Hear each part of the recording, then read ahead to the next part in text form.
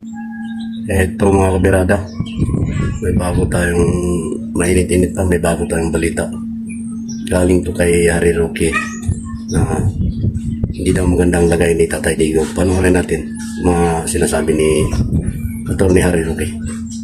Nako, kakalabas lang po ng kumpirmasyon ng International Criminal Court Registry na totoo po natutumba na si Tatay Digong habang siya po ay nasa detention.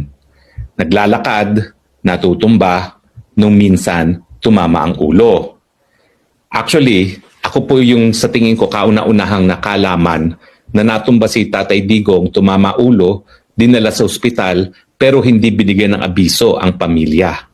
Ang hindi ko maintindihan, bakit hindi naman nawawalan ng bisita si Tatay Digong na kanyang mga pamilya, and yet, nangyayari itong mga pagtutumba, tumatama ulo, hindi pinagbibigay alam kay Tatay Digong sa pamilya, no?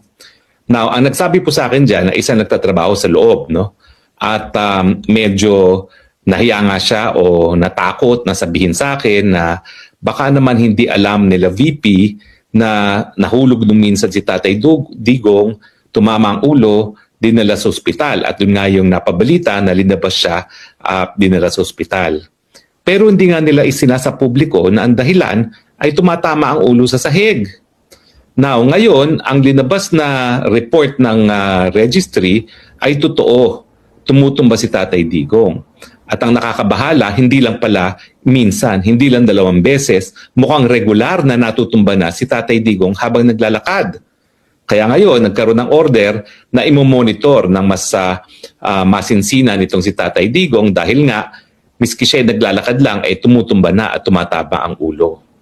Ang tanong, ito ba ang tao na kaya pang humarap sa full-blown na paglilitis na ang sabi nila, hindi raw bababa sa 60 ang mga testigo.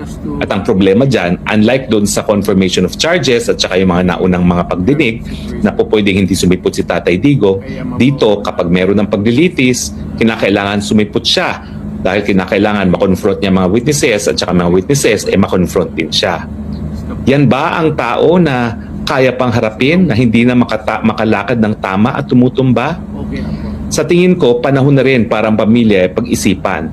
Ano ba talaga pananagutan ng ICC na paulit-ulit na palang natutumba si Tatay Digong, hindi pinagbibigay alam kita sa pamilya? Ano ba ang mga naging epekto initong paulit-ulit na pagtutumba, tumatama ulo sa kanyang pag-iisip?